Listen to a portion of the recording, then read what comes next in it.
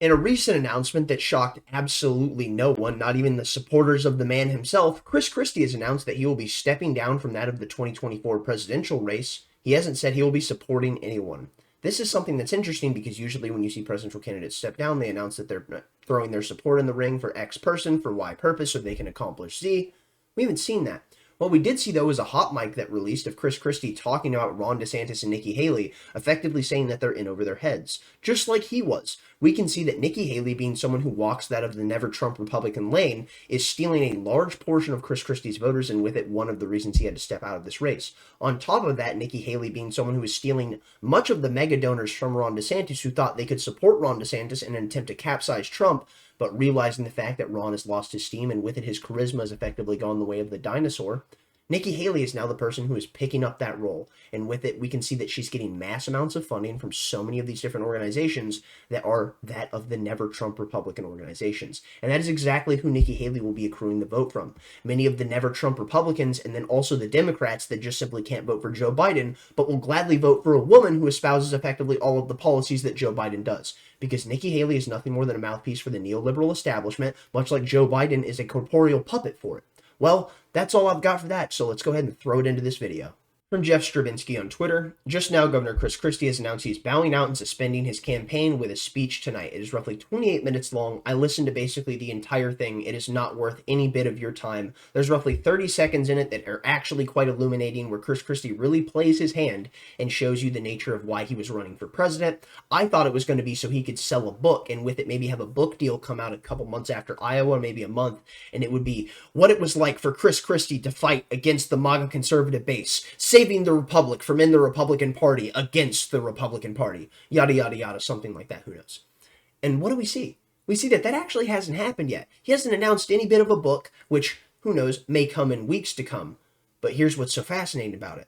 It was so obvious that he was nothing more than the attack dog. And this was quite apparent when you see him talk, because it's always just about Donald Trump, like Trump is living rent-free in his head. He was put there solely to be the person to attack the MAGA conservative America First base.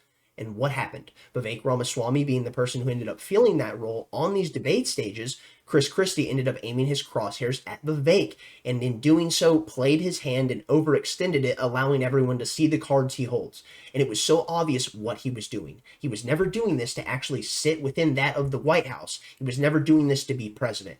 It was always just being that of an establishment shill, a talking head, someone to go after those who are espousing talking points that the establishment most certainly does not want. So now let's go ahead and throw it into that 30-second clip of Chris Christie so you can see him explaining the entirety of why he ran for president. Because I want to promise you this. I am going to make sure that in no way do I enable Donald Trump to ever be president of the United States again. And that's more important than my own personal ambition.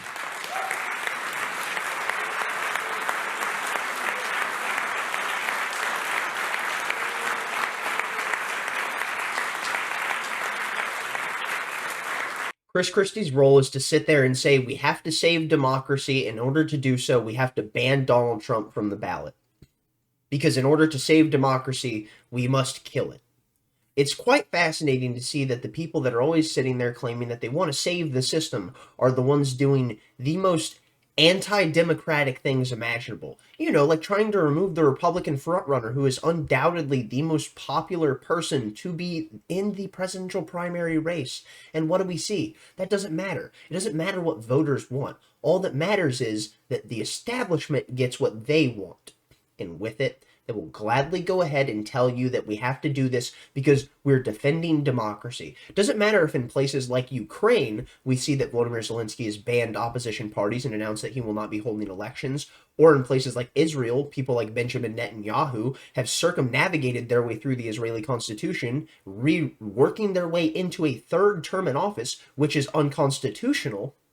And if that's the case, and these are the democracies that the West claims to support and care so much about and want to defend, what do you think they think democracy is here at home? Something for you to consider. Now on to DC Drano. Here's something most men are missing in the Chris Christie hot mic clip. He said Nikki Haley spent $68 million on TV ads. $68 million.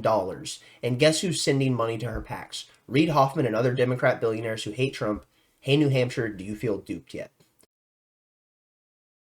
You know, forget she spent $68 million. Yeah. I mean, we spent like. Well, when you give land to China and places like that. Yeah, that's what you get. Yeah. Yeah, I mean, look, she spent $68 million so far, just on TV. Spent $68 million so far, $59 million by DeSantis, and we spent 12. I mean, who's punching above their weight and who's getting a return on their investment, you know? And she's going to get smoked, and you and I both know it. She's not up to this. She hasn't even been.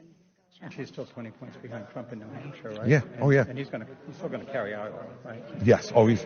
I talked to DeSantis called me, petrified that I would. He's probably getting out after Iowa. Well, $68 million on ads is a lot, like an unbelievable amount of money. And as we see, where'd that money come from?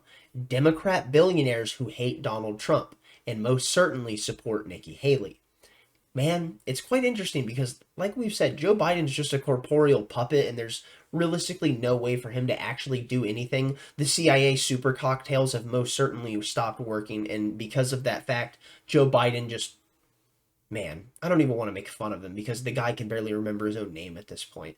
It's wrong, honestly. What the establishment is doing to Joe Biden is absolutely horrific, and with it, you have to realize that it doesn't matter how frail and how weak someone is, they will gladly take advantage of them as long as it means they can still hold the levers of power, as long as it means that they can still wield the whip. And with it, that means that you are the person who's having it cracked on them. I cannot get over the fact of how interesting many of the different things surrounding this campaign have been.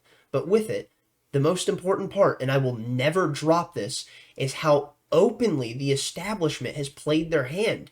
And by doing so, they've completely lost the trust of the American people. So many people realize the machinations of what you are now, and it is the enemy of the free people of the world. It doesn't matter what you claim to support. We know you're lying. We know you will destroy society at the behest of saving yourself. We know that you would gladly see the planet come to nuclear hellfire before you actually allowed the black book for Jeffrey Epstein and the flight logs to be released. They would sooner kill the world before they allowed that information to come to fruition. And that is something that so many people that are political normies have to get a grip on. They would sooner destroy the planet before they allowed you to understand the depths of the depravities of the many things that they subject themselves to and are also willing to subject you to.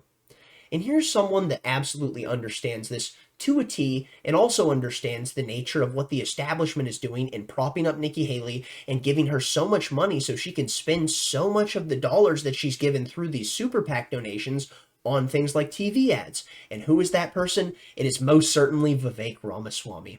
The system wants to narrow this down to a two-horse race between Donald Trump and a puppet who they can control. And it has become increasingly clear that puppet is not a Democrat. It's not even Gavin Newsom. It's Nikki Haley. It's in our own party. Well, today, one more step in that plot unfolds. Chris Christie drops out. Next up, I'm going to make a prediction. You're actually going to see Ron DeSantis join Nikki Haley's ticket. He's going to be her VP. The whole game, it's hiding in plain sight. Whatever it takes, and this system will stop at nothing. And I mean nothing. To eliminate Donald Trump from contention. It's disgusting. But the same people who have said they're not going to actually take a principled stand against Trump's removal from the ballot. Haley and DeSantis are both in that category. Do the math, people. That's next up. Ron DeSantis says after Iowa, everybody, including Chris Christie, apparently got a phone call from Ron DeSantis. Panicked was the word that Chris Christie used. This is the way the plot's going. Ron may not know this. Ron DeSantis may not know this, but that's what his donors are going to make him do. That's what's coming next. Ron DeSantis will become Nikki's VP, whether or not Ron knows it. It's not really his choice. He's not the one in charge of that decision. And then the plot continues. We have to open our eyes and not fall into their trap.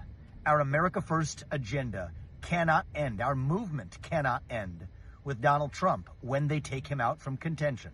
And if you think this system is going to even let this man get anywhere near the White House, we need to open our eyes. We need to do the right thing for our country. They are selling us the rope today that they're going to use to hang us tomorrow.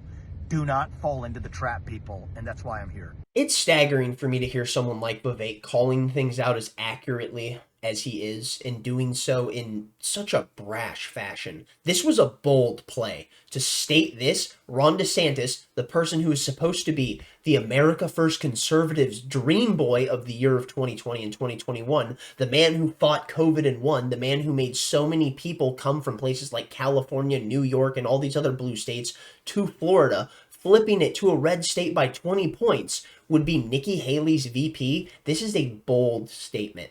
And if it's true, and if it actually comes to fruition, not only will have Vivek called it, but he will be playing a clarion call to the highest of octaves for so many to hear, because he will be saying that he's the person who understands the establishment. He understands the game, and he can see their 4D chess moves behind the scene before they even make them.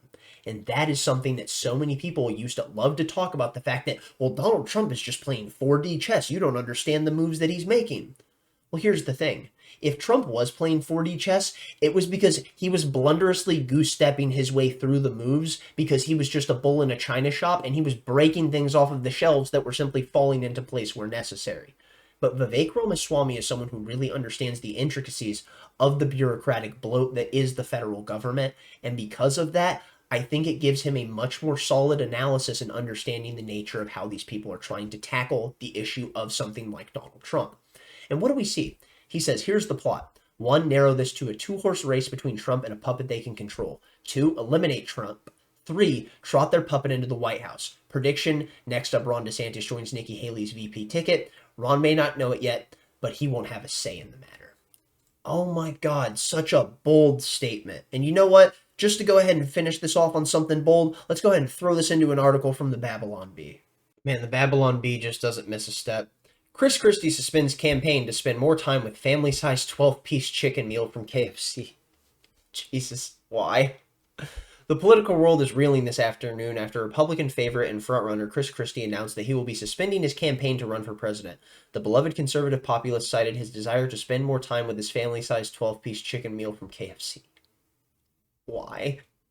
I know Americans were dying to vote for me, said the former primary candidate, but I can't continue to neglect my beloved family-sized 12-piece chicken meal from KFC any longer. I need to get my priorities back where they need to be. I ask that you give me and my family-sized 12-piece chicken meal from KFC our privacy at this time.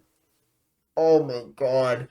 Dude, Chris Christie will be forever known as just being a fat schmuck in politics, and my goodness, that is exactly how the America First conservative base is going to remember him, and if they're the ones who end up leading this dominant charge into the next cultural landscape shift, I promise you Chris Christie will be a meme remembered in time and memoriam solely because of the fact of how much of a joke he is and how much of a lard ass he is. It's unbelievable to me that the world's fattest man used to be something that people would go to a circus to see, and now they just have to turn on their TV to see someone saying that they're running for president under the Republican Party. I'm going to go ahead and call it there. Thank you for watching if you got this far. Thumbs up if you liked it, thumbs down if you didn't. Tell me where I'm wrong in the comment section down below. Stay lovely, stay great. Tell someone you love them. Peace out.